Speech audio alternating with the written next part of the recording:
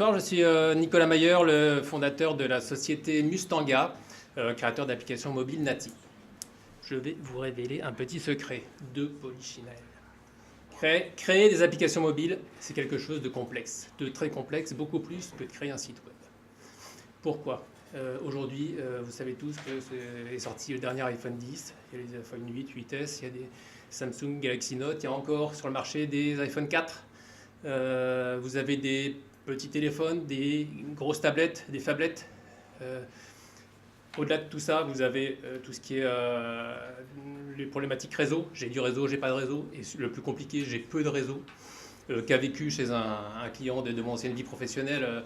Je suis commercial et je vais dans les cuisines vendre des produits alimentaires dans les restaurants. Je veux passer les commandes, je n'ai pas de réseau, comment ça se passe? Ou j'ai peu de réseau. Et surtout, le problème qui pour moi, en tant qu'informaticien, est le plus criant, c'est pourquoi est-ce qu'aujourd'hui, lorsque je dois faire une application mobile native, je suis obligé d'avoir deux équipes de développement d'informaticiens, une pour faire en iOS, une pour faire en Android, éventuellement une troisième d'ailleurs en Windows. C'est souvent ce que les sociétés préconisent, et on commence par faire peut-être une application iOS, et ensuite on fera l'application en Android avec des gens qui ne se parlent pas. En tant qu'informaticien, je me suis dit, il doit y avoir aujourd'hui forcément une méthode, des moyens de sécuriser les investissements mobiles des clients. Ma réflexion a porté sur deux axes. D'une part, faut-il opposer forcément la qualité et le coût? C'est souvent une problématique qui se pose lorsque vous allez voir des agences web, par exemple, qui vont vous proposer de faire des applications mobiles à des coûts relativement modestes, mais avec des technologies qu'on appelle hybrides ou web responsive, qui ne seront pas ergonomiquement au top de ce qui se fait aujourd'hui. On peut clairement, je sais qu'on peut répondre aujourd'hui à ces problématiques-là avec les bons outils, avec les bonnes méthodes. Deuxièmement, est-ce qu'il faut opposer agilité et structuration? C'est une vraie question qui se pose dans l'informatique de manière générale, mais de manière cruciale en mobilité, parce qu'aujourd'hui les clients veulent des solutions, des propositions qui soient agiles, où ils puissent changer d'avis, ou éventuellement changer légèrement les spécifications en cours de développement. En même temps, ils veulent être rassurés dès le départ sur leurs investissements. C'est en réfléchissant à ces questions que j'ai créé la société Mustanga en me basant sur trois axes. D'une part, un écosystème basé sur Xamarin. Xamarin, sont des outils de développement informatique dans ce qu'on appelle du cross-platform natif, qui permettent de développer des applications natives avec les vrais SDK et le hardware natif des différents OS, mais avec une seule équipe de développement, un seul langage, une réutilisation de code entre les différentes plateformes qui est de l'ordre de 95%. Deuxièmement, une méthode adaptée à Xamarin. Et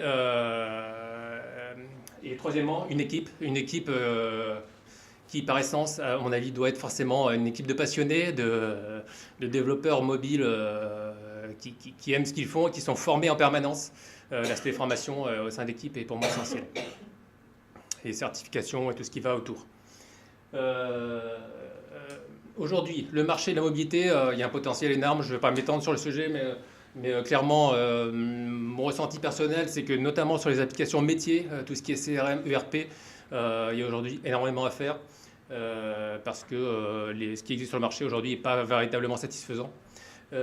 Mais également, bien sûr, sur notamment le m-commerce, qui a une croissance qui est nettement plus forte, on le constate dans les chiffres, que le e-commerce, qui déjà, lui, croît pas mal.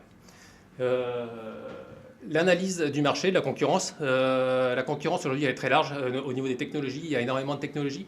Comme je l'ai dit, il y a initialement les applications web responsives. Mais il y a également les applications purement natives, mais qui, comme je l'ai expliqué, coûtent très cher. Et enfin, les applications cross-platform natives, qui sont le choix qu'on a fait chez Mustanga. Notre go-to-market consiste à développer notamment aujourd'hui tout ce qui est équipe de développement et surtout le marketing et Bon, je fais un peu short sur le timing. Je vais aller rapidement sur la suite. L'équipe, donc aujourd'hui l'équipe, il y a deux développeurs, dont un lead tech très expérimenté qui a développé notamment sur Se Loger, sur des applications vidéo, et un développeur qui a travaillé sur les applications mobiles pour la gendarmerie. Projection financière, je vais m'arrêter là-dessus. En fait, sur 2017, aujourd'hui, on démarre. Ça fait 6 mois qu'on a démarré. Les premiers clients, le premier client m'a appelé ce matin, David Gottschalk de Société Idyll, en me remerciant pour des petits travaux qu'on a fait, et surtout en me confirmant que 2018 serait une grosse année en termes de chiffre d'affaires avec lui.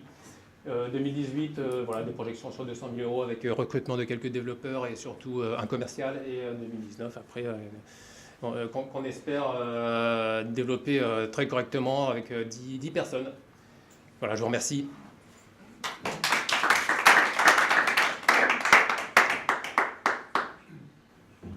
Si je comprends bien, une innovation que vous mettez en avant, c'est la capacité de développer des apps qui tournent aussi bien sur iOS que sur Android très facilement. Exactement. Alors, enfin, pas exactement. En fait, notre innovation, entre guillemets, c'est qu'on travaille sur un framework qui permet de développer des applications. En fait, il y aura 2 applications, une pour iOS et une pour Android, sauf qu'on développe de manière commune. Enfin, on a 95% du code à peu près qui est réutilisé sur les 2 applications. Et on développe en C#. Et on a la méthode, on travaille sur une méthode qui est associée à ces outils, hein, bien sûr. Et à quel point votre techno est propriétaire, au sens où si demain vous vouliez vraiment croître de manière exponentielle et recruter notamment de nouveaux développeurs, à quel point c'est spécifique? Il y a un vrai temps d'adaptation, ou à quel point on peut prendre n'importe quel développeur à peu près formé et mettre... Alors, on ne prend pas tout à fait n'importe quel développeur, mais la techno ne nous appartient pas. C'est une techno qui existe depuis quelques années, mais qui est réellement rendue professionnelle et qui est au niveau du marché, notamment depuis février 2016, lorsque ça a été racheté par Microsoft. Donc, on n'est pas les seuls sur le marché à faire cette techno-là. Par contre, nous, on ne fait que ça. C'est notre cœur de métier. Et en France, aujourd'hui, on est les seuls. Hein, et même, je pense qu'il n'y a pas grand monde qui est spécialisé là-dessus. Notre volonté, c'est vraiment de créer un pôle de compétences autour de cette techno et des technos Microsoft, après, au sens plus large par la suite. Mais aujourd'hui, c'est vraiment autour de ces technos qu'on veut se développer. Sur le marché français, il y a un certain nombre de personnes qui ont des bonnes compétences là-dessus. J'ai recruté une de ces personnes-là qui est tech lead et qui a formé déjà un développeur qui était déjà développeur mobile. Et en fait, tout développeur mobile peut monter assez rapidement sur ce type de techno, mais il y a forcément une phase de formation qui est incluse dans notre plan.